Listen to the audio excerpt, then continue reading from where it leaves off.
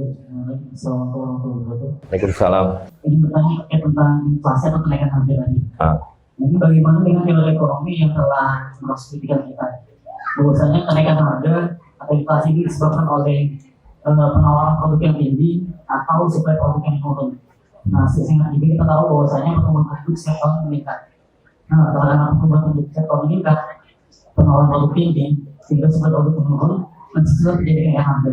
Nah, pertanyaannya bagaimana teorinya? Apakah ini baik dari konsiderasi kita juga?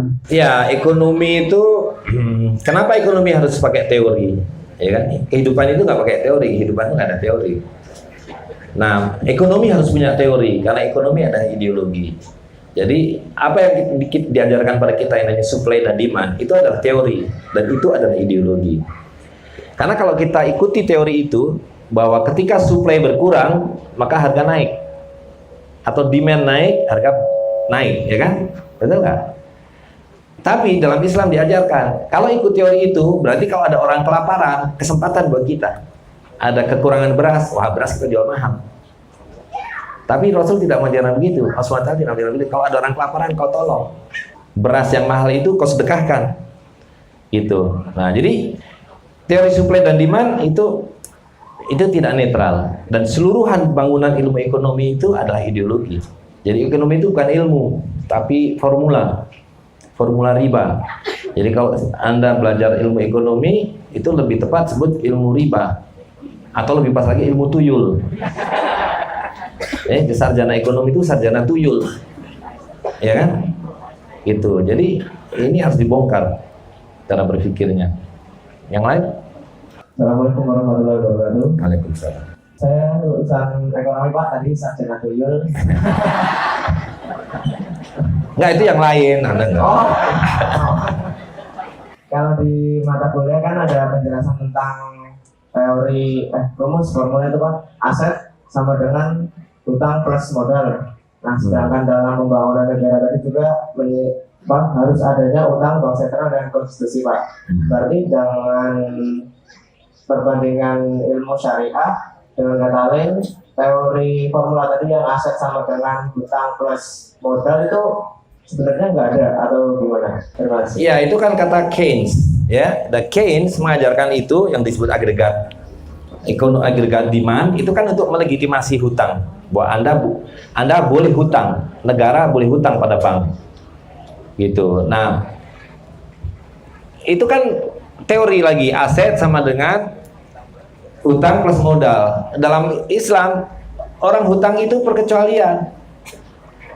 Ya kan, nggak ada orang berhutang seharusnya. Hanya orang yang terpaksa berhutang, dia harus berhutang. Dan dalam Islam, hutang itu adalah orang yang tidak memiliki sesuatu atau kekurangan harus ditolong. Maka namanya qardul hasan. Dan qardul hasan itu definisinya bukan seperti pinjaman modal. Qardul hasan adalah sedekah. Kalau dia bisa bayar, syukur dan harus bayar. Tapi kalau nggak bisa bayar, kata Rasulullah, sedekahkan. Gitu. Jadi semua teori ekonomi nggak ketemu dengan Islam itu. Itu Anda ketemunya hanya dengan tuyul dan genderuwo, gitu. Ya kan? Nah, sekarang hutang yang merupakan perkecualian orang susah itu dijadikan bisnis. Sama hanya orang sakit, orang susah dijadikan bisnis. Orang miskin dijadikan bisnis. Ya kan? Kemiskinan itu jadi bisnis. Supaya ada asuransi, supaya ada BPJS, supaya ada kredit mikro, supaya ada dan seterusnya. Gitu. Jadi berkebalikan semua dengan ajaran Rasulullah SAW. Gitu. Ya, alhamdulillah udah lulus. Kalau belum lulus saya suruh berhenti. Terus yang lain? Assalamualaikum warahmatullahi wabarakatuh. Waalaikumsalam, Dek. Saya kuliah jurusan akuntansi. Akuntansi, oke. Jadi ini Ustaz, di akuntansi itu yang diajari perpajakan. Jadi saya tanya teman saya, kamu kok semangat kali sih belajar perpajakan? Kamu jangan salah, ini yang penting ini dalam pekerjaan. Jadi tahun ini jadi kayak mana gitu Ustaz?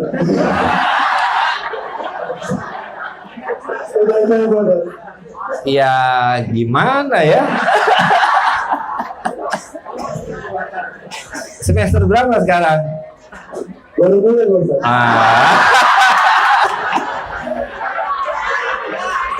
Jadi kalau baru mulai ya masih bisa ambil keputusan. Kalau baru mulai ya masih bisa ambil keputusan.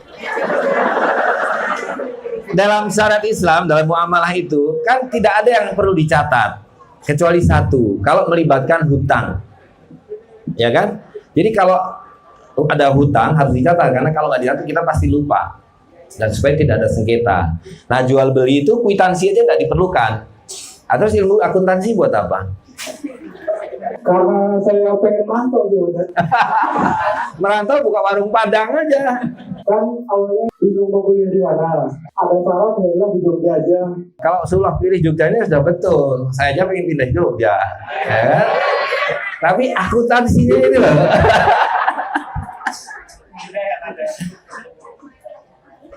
Jadi kalau baru semester 1 coba pikir ulang deh, istikharah. Gitu. Mudah-mudahan Allah kasih petunjuk supaya berhenti. Itu karena Anda nanti masuk dalam satu jebakan yang udah pasti, ya kan? Nah, jadi problem pendidikan kita hari ini adalah bahwa kita dididik untuk menjadi bagian dari sistem ini. Nah, coba lihat secara umum ya, kenapa kita sekarang tidak bisa mengenali mana riba, mana bukan? Karena sejak SD, begitu SD, kelas 3 sudah diperkenalkan dengan riba. Tentu tidak diberitahu bahwa ini riba, tapi sudah diberitahu, kamu harus nabung, tangting-tung, nggak usah dihitung, nanti tahu-tahu untung, ya kan? Nah, itu sudah tertanam di anak. Wah, saya nabung di bank dapat untung. Gitu. Nah, nanti sudah kelas 6 diajari, walaupun belum diarahkan untuk menghitung riba, tapi sudah diajari itu. 5%, itu artinya 5/100 dan seterusnya. Ah, nanti udah SMP mulai diajari. Jadi kalau kamu nabung di bank, nanti dikasih bunga 10%. Modal kamu 10.000. Berapa hasil di akhir tahun? Nah, ya kan? SMA juga dikasih lagi, lebih detail lagi. Nanti S1 diajari lebih canggih. Nah, bunga itu gak cuma tunggal loh, ada bunga berbunga. Jadi ajari tentang present value, future value, ya kan? Apapun namanya, mau disebut ekonomi teknik, mau disebut ekonomi pembangunan, mau disebut apa saja. Tapi yang diajarkan itu formula riba. Jadi begitu SMA udah nggak ngerti mana riba, mana bukan. Nah, S1 lulus udah nggak ngerti mana yang haram, mana yang halal. Bukan hanya yang riba dan bukan, betul nggak? Ah, nanti naik S2, S3 diajari. Ini yang haram-haram ini diubah-ubah formulanya begini-begini nanti jadi halal. Maka ada yang namanya ekonomi syariah, akuntansi syariah, itu supaya yang haram-haram itu jadi halal. Gitu. Nah, semester 1 belum diajarkan kamu. Nanti makin tinggi sekolahnya, makin diajarkan begitu.